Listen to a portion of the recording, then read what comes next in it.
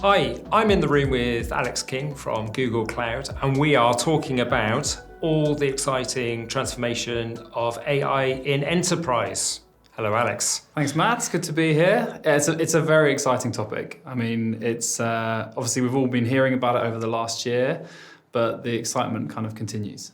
We've seen so much change over the last year. It's easy to forget that we only released the Gemini model set in December, and since then the number of new announcements and opportunities has been huge. I think one thing we've definitely seen happening over this year has been a move for a lot of enterprises from trying things out, from proof of concepts and kicking the tires of the new technology, to trying to move into production and start to take those use cases and really deliver them to the business in a sustainable, repeatable, scalable way. I'm sure that's something you've seen as well. Yeah, absolutely. So we've started from very early POCs when the technology first came out to more minimal viable product. And then exactly to that, how do you address the challenges of releasing this into enterprise so that users can use it safely and it achieves the business use cases that they want?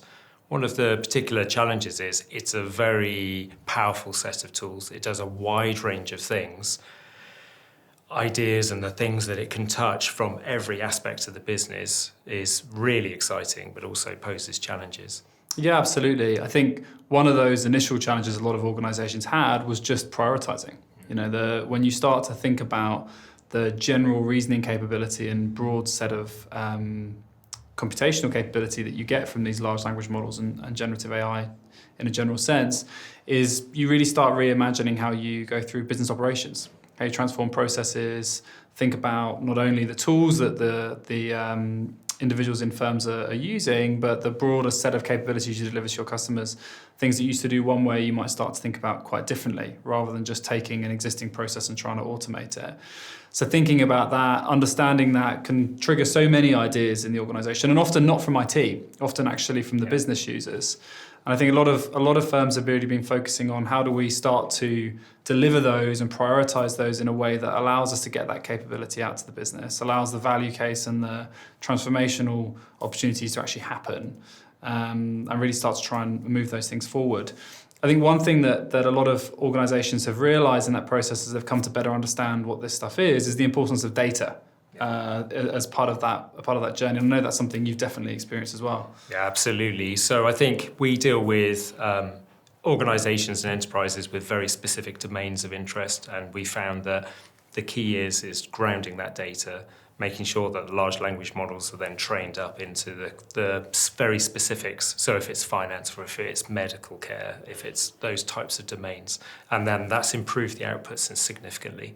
But part of that is then understanding what data have you got.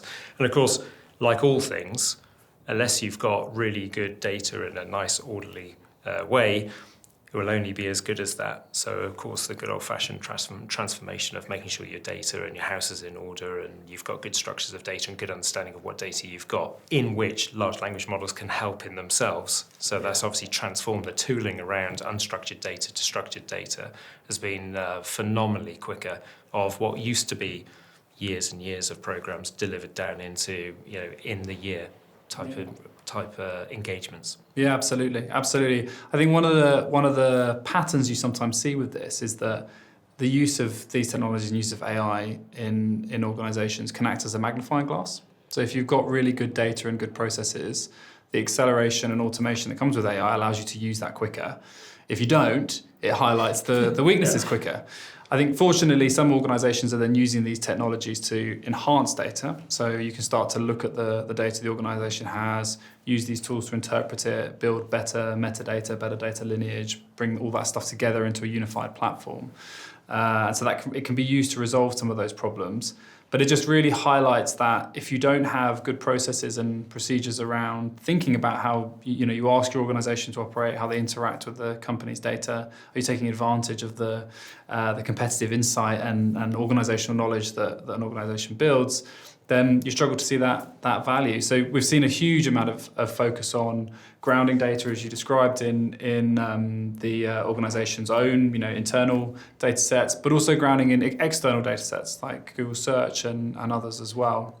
And I think a lot of the Google external data sets obviously much revered.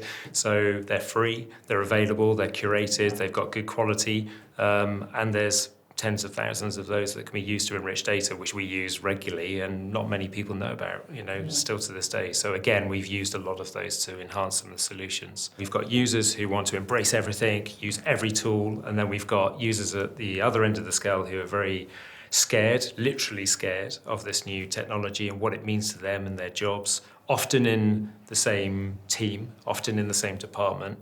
How can we approach that? I think you have to approach the two sets of people differently. I think with the people that are scared of it or scared of what the consequences of it might be, I think one of the issues there is a lack of understanding. Yeah. It's the same concern that when people start talking about hallucination and those sorts of challenges, it's often actually that it's being used for the wrong purpose. Exactly. These things aren't all-knowing. They are just large models. And so asking it sort of broad questions that are not grounded in data and don't have kind of a factual basis, then you're going to get potentially slightly probabilistic answers. So I think one of the things there is making sure that people understand it and start being able to use it and feel they understand the benefits and can trust it. And part of that is sort of human in the loop and those sorts of things that we've talked about previously.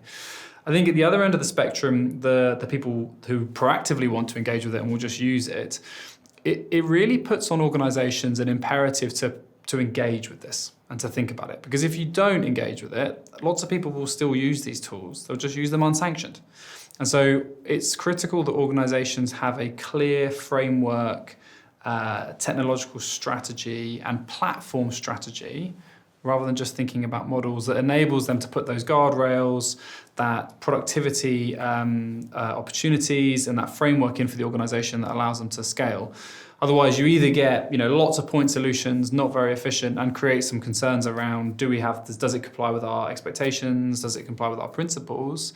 But also people just start using stuff. They'll just start picking their own tools. Exactly. I think a really nice example of that is the world of academia. Instead of stopping students using those tools, let them use that. And using it for the right reasons instead of like submission of essays. It's an enrichment, and I think a lot of people, particularly in roles, and you've probably heard the phrase, why did we ever do this like this? Of course. Yeah. Why did we do it like this? Why did we waste so much time doing those things? And we could have been doing other things better. And that's really the unlock, isn't it, I think, of all those things. Absolutely. I think especially when you start to think about the breadth of capabilities of these tools, when you're talking about stuff like unstructured data, documents, film, audio, photos, and the ability of these models to look through that and interpret them, which is not necessarily particularly difficult, it's just immensely time-consuming. And so enabling individuals and organisations to start using that technology in a way that's safe and conforms with the needs of the organisation makes the focus of the business in thinking about the strategy and the technological choices more entangled than ever.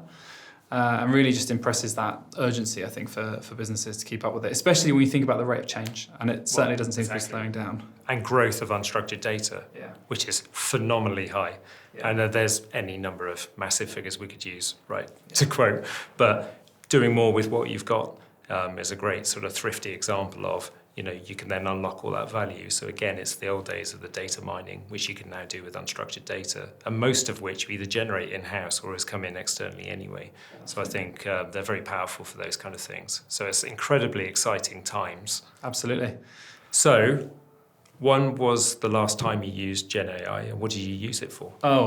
Today. I used it in drafting some emails and summarising some documents. Personally, I found it really useful for looking through large data sets without having to do any coding or spending time on that, and also for productivity. Using our tools to accelerate automating what was previously time-consuming and slow tasks. It's definitely been something that I've used it for. That probably the one of the best use cases for it for me is actually using it to summarise all the changes with all the new products and capabilities coming out. Yes. It's been so fast that even for someone working in that space, it's difficult to keep up with the changes in terms of the tooling, but also how people are thinking about it. And so summarising that and understanding that has been a great use case of generative AI for me. Perfect. So I used it to summarise a thread of an email. There's 100 threads in it. perfect. And it found something I missed, inevitably, which was perfect on a technical summary, which was great. And then I used Imgin to create a graphic for a coded project, which was blue pig, and it came out with a wonderful blue pig. So that's, it's nice. It saved me a lot of time, because that would have been painful in Photoshop, so that's fine. Yeah. Thanks a lot for taking the time today. No worries, my pleasure.